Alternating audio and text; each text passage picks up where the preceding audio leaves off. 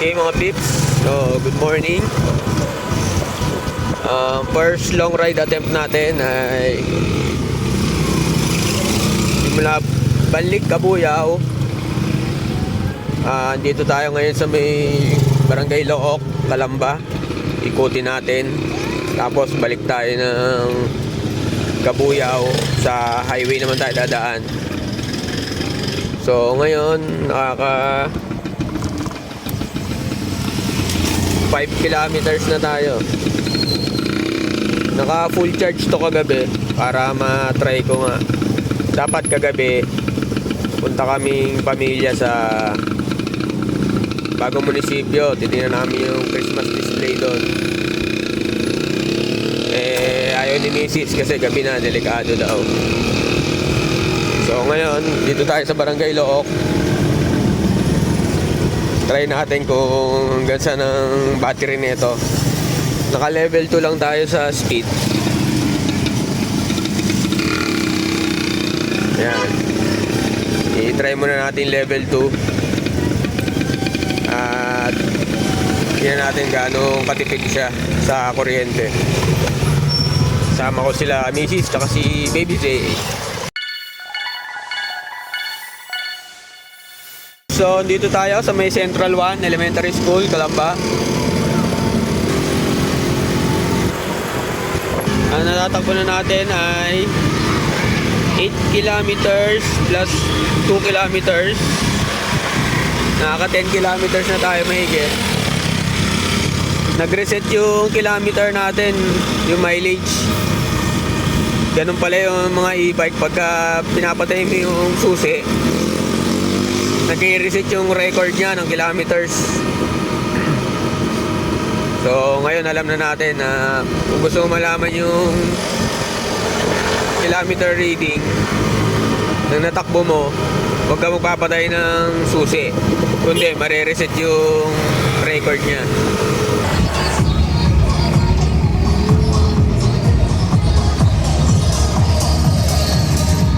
Nakarating na tayo sa wakas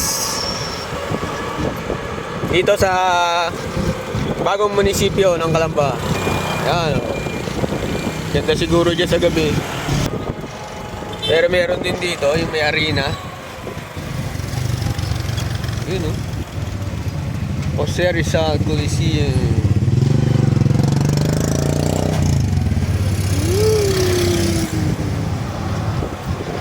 Hello po.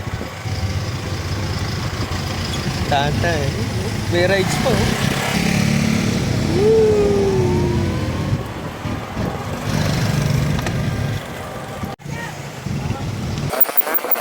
Okay mga pips, so ang tinatakbo natin ngayon ay 10 kilometers plus 8 kilometers kanina, so nakaka 18 kilometers na tayo. Ito ang SM Calamba. Tip ko lang sa mga nag-i-bike dyan, lalo na yung mga walang lisensya,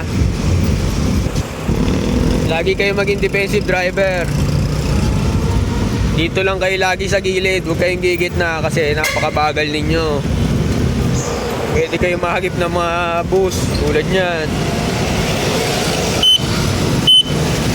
Tsaka lagi kayong gagamit ng signal light pagka liliko. Yan, tulad yan, nakasignal tayo para alam nila na saan kayo pupunta, hindi yung para kayong kamote rider dyan. Okay? Okay pips, dito naman tayo sa may Pasiano. Daan tayo saglit sa shop ni Utol, kay Doc Chris na Easy Works Garage. Update sa e-bike. Mga pips, so dito na tayo sa may Banlik, Cabuyao. Nakabalik na tayo. Ito na ang Jollibee Banlik.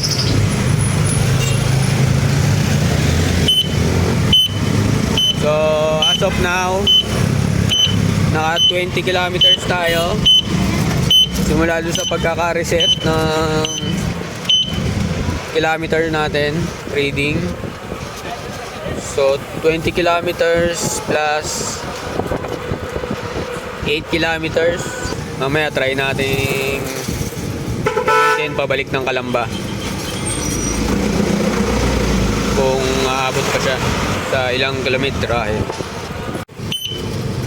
Okay, tips. So, babalik ulit tayo ng Lawa, Calamba. At may pupuntahan tayo doon. So, may Rodriguez Village yung pinuntahan natin kanina. So, meron pa tayong